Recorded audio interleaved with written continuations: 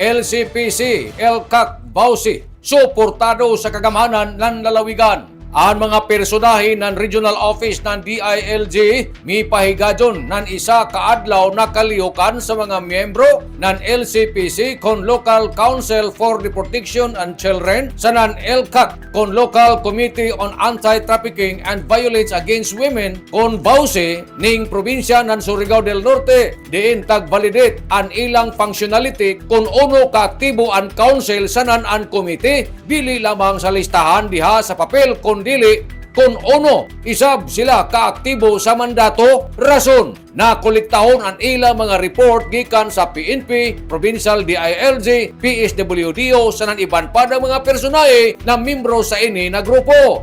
Ang namo nakaliukan dito tagpahigadyo sa second floor sa PGO Conference Room, Capitol Compound ng siyudad ng Surigao, mga alas 9 ang takna sa buntag tagsugdan hangtod sa hapon. Si Miss Crisa May Joyce Hurtado Ponce, ang LGOO3 na hinabi ning tigbalita. Si Jamie Laong na ang team ng Regional Interagency Monitoring sa Regional Interagency Monitoring Task Force amoy mo kolekta sa mga reports sa mga miyembro. Isa sa mga katujuan sa amo na kaliyukan, amo na lantaon kung jaon by ila regular meeting na ila tagpahigadyon. Mga polisiya sanan mga programa na ila tag-implementar kung kini epektibo ba o nakaabot ba ini ang tumong ngadto ng mga benepisyaryo labi na ang mga kababadjinan sanan mga kabataan. Paminahon ta ani pamahayag.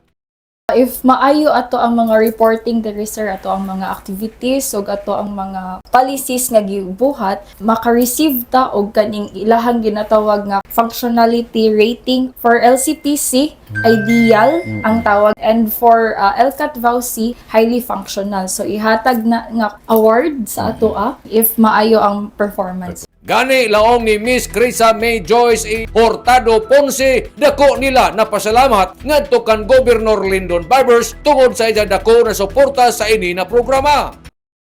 Sa amo ang Lancer sa DILG, makaingon yun mi nga supportive kayo kay sa giingon pa gani nato ang functionality last year for LCPC is nara sa mature, and kanang while for si LCAT Bausi naa siya sa highly functional, pero kanang with the feedback sa nga gipanghatag sa ato ang mga regional validators, gipaningkamutan gyud nga last year daghan gyud tag mga activities nga mahitabo ang katong mga kulang nga mga papel nga mga plano gipangmugna gyud siya. So that is all through the support sa ato provincial governor, no, and especially pod sa ato ang mga opisina nga nagalihok di councils mismo, led by sa ato ang secretariat sa PSWDO.